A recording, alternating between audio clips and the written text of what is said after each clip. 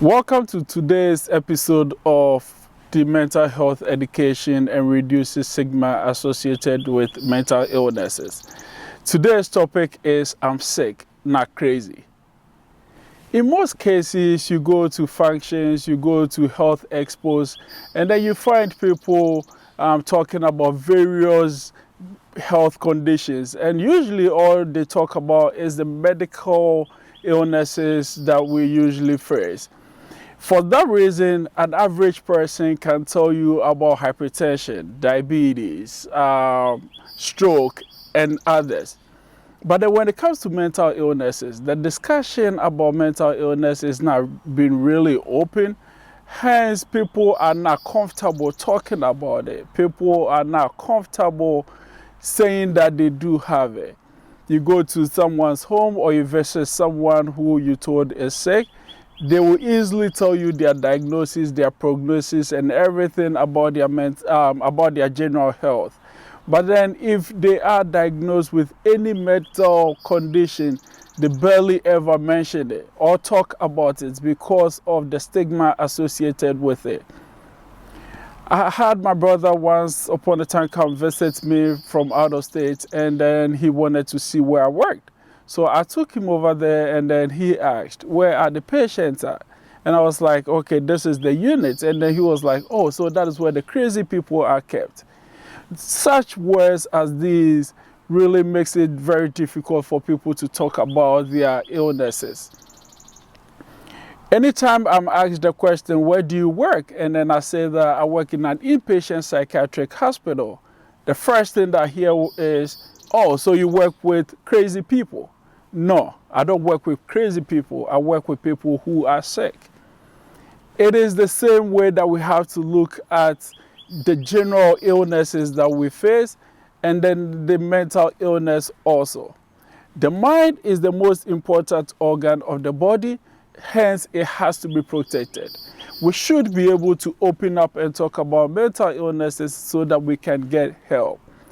Therefore, I would say, let's protect the capital and let's refer to patients with mental illnesses as being sick and not crazy.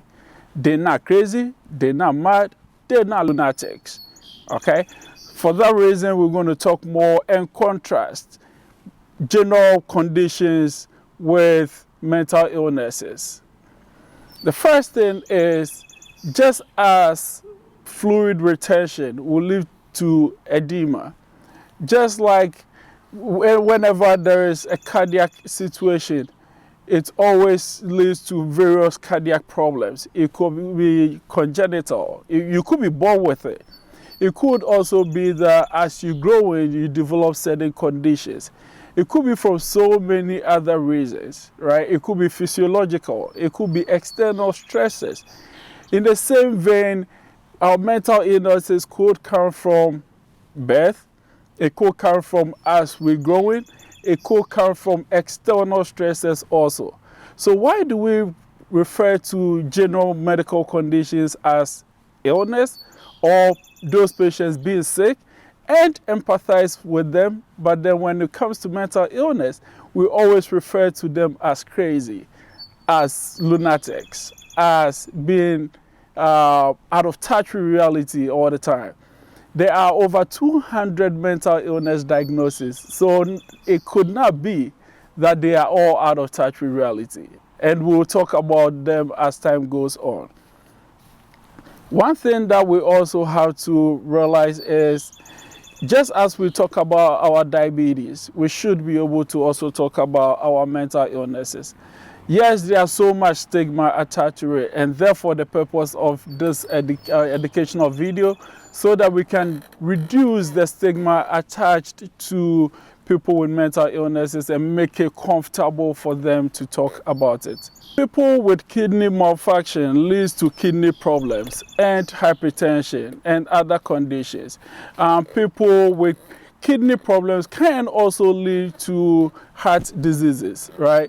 People with pancreatic problem can lead to diabetes, right? And any other diabetic conditions.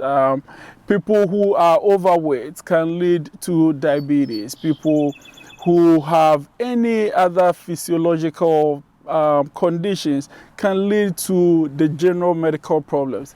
In the same vein, people who have financial stresses, who have academic stress coming up due to an exam or any change in condition in life, can also lead to mental instability and therefore get them to be mentally ill.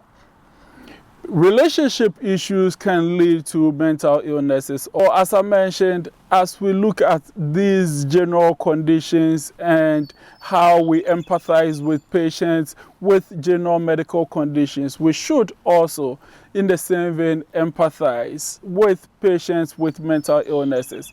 We should be able to be open and talk about our mental illnesses and seek help. Now, these are some of the perceptions that people have about mental illnesses, especially in the African community. A Ghanaian will tell you that I'm not depressed, or Ghanaians don't get depressed. Africans don't get depressed, right?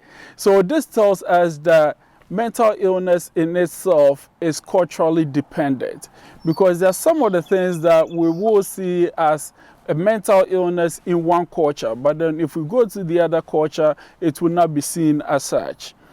There are so many diagnoses that in other countries are not identified and not treated. So it means that these patients goes about their day-to-day activities, suffering in pain and in illnesses. Some people will also tell you that there's nothing like anxiety. You just got to deal with the current situations you're in. But then anxiety continues to be one of the leading mental illnesses out there because it affects most people and it could be brought on by so many things. Someone will tell you that I'm hot, I'm not stressed. You know, I'm really hot right now. There's so many things I got to do. You know, there's so much pressure on me. So I'm really hot right now.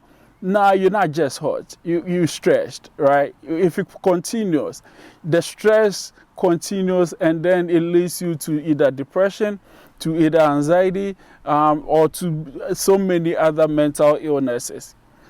You also are looked down if you talk about your mental illness. So if you talk to someone about any condition that you are in or anything that you are going through, then it's seen as a sign of weakness. It is very unfortunate that we think that way. Why is it that when somebody talks about their stroke that they just had, their TIA that they just had, their diabetes that they have, we are very empathetic towards that person. But when somebody talks about their paranoia that they having, when somebody talks about their family member having schizophrenia, when somebody talks about their family member having anxiety, depression, any of the likes, then we tend to look at them as those people being weak, those people being vulnerable, those people being just the normal stigma that really comes with it. Those things have to be looked at differently and realize they are sick, not crazy.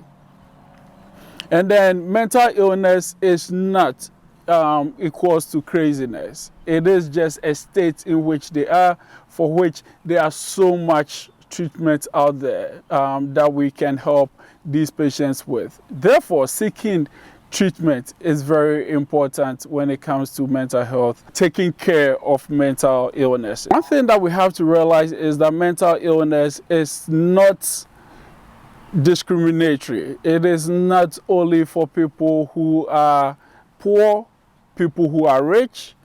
It has no respect of your class.